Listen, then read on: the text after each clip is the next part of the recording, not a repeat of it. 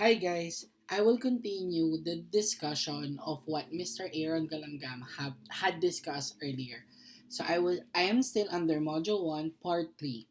So this time I will be focusing on concepts similar to distance learning. Again, I'm Francis Sembrero and I will be your reporter today. Our objective is that we are to identify the difference between distance education and other concepts that is similar to it. Let's start with agreeing with Keegan. What is not a distance education? According to Keegan, actually he opposes the idea of Wedemeyer and Perry. Keegan said that it's not synonymous to all teaching arrangements that are not face to face. He also claimed that it's not the opposite of face to face education.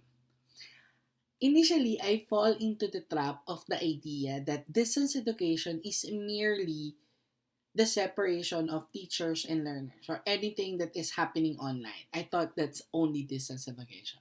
But lo and behold, as I studied this, I found out that it's more than. Distance education is beyond the idea of learners being separated to teachers. And let us learn more as I go along to the similar concepts related to distance education. In order for us to examine whether an approach or a method is an expression of distance education, based on the definition of distance education, these five elements should be observed. So, first is separation of teachers and learner.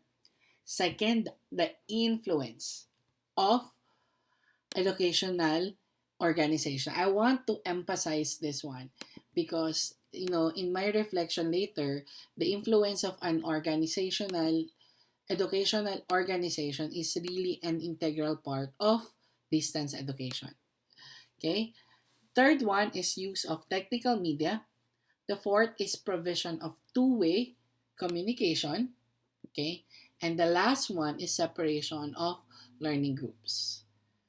So, let's start with indirect education. By the way, in my report, I divided it into three chunks. So the first chunk of my report will be indirect education. So we will look into expressions of indirect education. So education can be viewed in two ways or can be expressed in two ways. Number one is the traditional, direct, and face-to-face education. The opposite of it is the indirect education. So any education that's not happening in a face-to-face setup is under indirect education. My point for this slide is this. There are so many expressions of indirect education, but not all of them can be considered or some of them cannot be considered under distance education. So let's start looking to an expression of indirect education, and that is through education by letters. So letters are used as method of providing instructions. Even in the past, in ancient times, letters are being used to exchange instructions, learning, and even uh, methods of processes. So the people of the past are using letters to exchange those. It's not distance education because it lacks the educational organization that governs the learning process. The second indirect education is printed education. So printed education heavily depends on printed materials. So textbooks, workbooks, and instructional manuals are the primary means for teaching and delivering educational content. So, meaning, learning happens when the learners are reading the printed materials. But again, this is helpful. But this is not an expression of distance education because there's no educational organization governing the process, the standards, and the process itself. Okay? Next, teaching kits. This is similar to printed materials, but this times it's more than the printed. It includes games, sample projects, and other tangible materials that learners are using in order to learn the concept. Most of the time, it's self-directed, and there's no need for constant guidance or supervision of teachers or instructors. Okay? So audiovisual aids such as slides, films, audio recordings are communication tools used by teachers and instructors to seamlessly integrate in their teaching process. This can be incorporated in a face-to-face setup or in a distance education. Like when you're teaching, you can use video so that students can imagine, can see, can hear what's the content of your lesson. So, audiovisual aids is an integral tool that you can incorporate in the learning process. It's not distance education, education itself. It's a tool that you can input in the distance education programs. Next, in the past, radio and television educations are really, really, really successful, especially for those individuals who are living in a remote area and they don't have access to the physical school classroom. So, learners are tuning in to television and radio to learn about the lessons. So it's also another avenue to enhance the learning aside from what they have learned in the classroom. So this is also indirect education. The last two that we will be looking into under indirect education is this, the program learning. Program learning is designed to provide a more organized and self-directed learning experience with the assistance of booklets or teaching machines. I think this was popularized during the 1960s, wherein learners are given the independence to work on their learning using booklets and teaching machines. It's organized because it started to use the machines, and also it's self-directed learning experience. So another one is computer aid learning.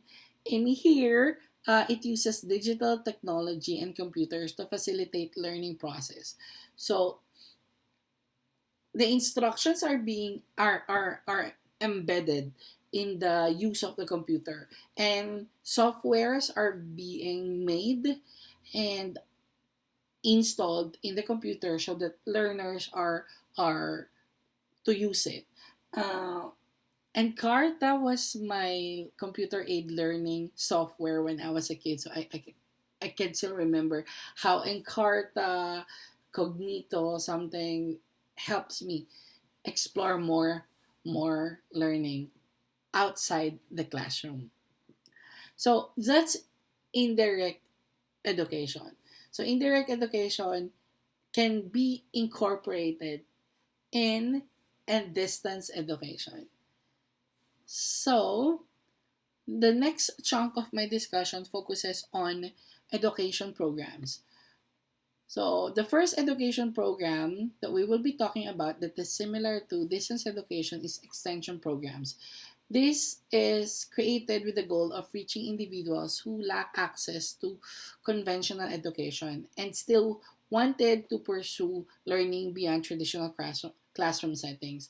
So programs here are being provided to learners who wanted to still learn outside classroom setting. Mostly they are for adults or uh, yep, adult learners. Next is University Without Walls. It represents departure from the conventional structures of higher education. Universities are providing learning opportunities that are non-traditional outside the university campus. So they are giving flexibility to learners to, to still study even outside the physical university. And lastly, under education programs are experiential learning. It promotes self-directed learning through real-life experiences, allowing students to earn credit for both their life and work experiences. So it's kind of interesting to know that in the past, learners are being credited by just doing their life and their work. Because come to think of it, after you graduate, you study because you want to pursue something, right? And if you are doing it while studying, so that's part of the learning, and it's more accurate, right? So this is an expression of distance education wherein teachers are separated to students and yet learning is being conducted. And the last one under this is external degree programs. It enables students to work towards a degree without necessity of physically attending educational institution. It's just like what we're in right now. Uh, we are learning, we are enrolled, and we are studying this program given the flexibility, knowing that we have job, family, and other obligations to give attention to. So that's the second chunk of my discussion. And the last would be other terminologies related to distance education. So let's look into the first one, correspondence education. Correspondence education is en- enables students to pursue their studies from a distance. Courses materials in this type of education is being exchanged through postal or mail. So the materials are being delivered to the house of the learner and being returned to the institution. So most of the time, learners under correspondence educations are located remotely, especially if they don't have access to technology, and the only way for them to receive instruction is through postal mail. And it did work. It did work in the past. But due to the progress, development, and innovation of technology, this is started to, you know, go down. Another idea under distance, I mean, terminology related to distance education is home study. In home study, students receive their instruction at home, and most of the time, it is overseen by their parents and guardian. So, uh, nowadays, there are families who are choosing to let their kids learn in home study, and it's productive and fruitful for some, right? So the idea here is that instruction at home overseen by parents or guardian. Next, external studies or extension classes.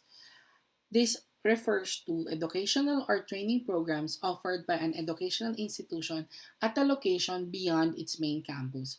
So, imagine that there is a particular university offering program under or study under nuclear power plants. So they can offer the class not inside their university because they don't have nuclear power plant there, but they can conduct the class in a nuclear power plant location wherein they can ask the people there to teach with them. External studies and an extension class can be literally a face to face, but not in the main campus, or it can be distance education, especially if the instructor is not in the location where they wanted to learn. For instance, they are like in another location. So, external studies and extension classes can be an expression of face to face and at the same time distance education. Independent study. Independent study is a learning process in which students have the full responsibility of their learning experience by planning, arranging, and executing educational tasks. So there is really a minimal oversight or guidance of a teacher or instructor. Learners can still communicate with the teacher, but the teacher has a few instruction time with them. I mean, actually, there's like totally no, right? It's really independent study at all. Yep. Next, open learning. Open learning is a viewer perspective about learning where students have given wide options. So it's open to everyone, regardless of age, location, and personal situation.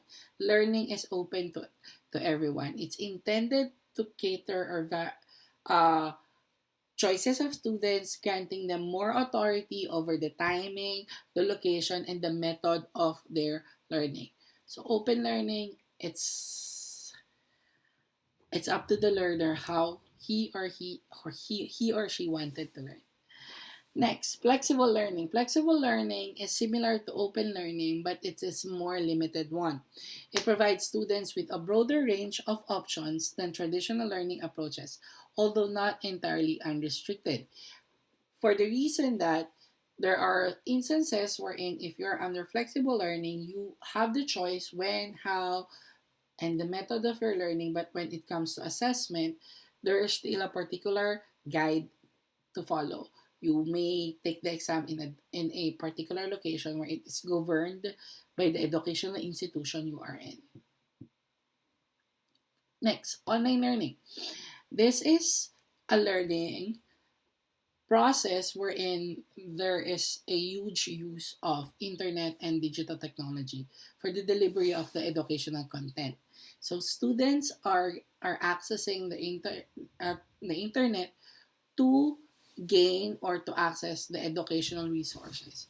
So there are online platforms students are getting into to communicate with their teacher or with their classmates. E-learning is similar to online learning, but this one is a shortened form of electronic learning. So it utilizes digital technology, internet, and electronic resources for the distribution of educational content and instructions to students. Another one is M-learning or mobile learning. So this is kind of uh, getting into the year right now because most of the learning is happening through mobile devices. So mobile learning uses tablets, smartphones in the delivery of educational content. So what is being offered in M-learning is the portability and the idea that you can learn in any location. Just have your mobile device with you and internet connectivity and then you're all good. Okay? And lastly is blended learning. Blended learning is also known as hybrid learning, wherein it's a combination of face-to-face classroom instruction and online learning together. So after the pandemic hits, many schools transition their method through blended learning. And because they see that there is a benefit also for those students who are still transitioning from the effect of COVID or pandemic to them. So these are the terms that involves or relates to distance education. So as part of my reflection for this report, I have learned that distance education is not a a one-time label. You are distance education. Or this approach, not distance education. Distance education is a bigger umbrella of many things. It is an integral part of a particular approach or a particular method of learning. As long as those elements that Keegan has defined are in there, then we can consider this particular approach as distance education. Nonetheless, all of the approaches has one goal, and that is for students to learn or for the learner to gain knowledge. So I am glad to know that I am under distance education and I'm learning this as an educator away from the Philippines. It is so helpful for me to fully understand what distance education is. So thank you for listening to this simple talk and report. So thank you. And these are the resources that I used, and these are the links that I used for my photos. Thank you so much. Bye. Bye again.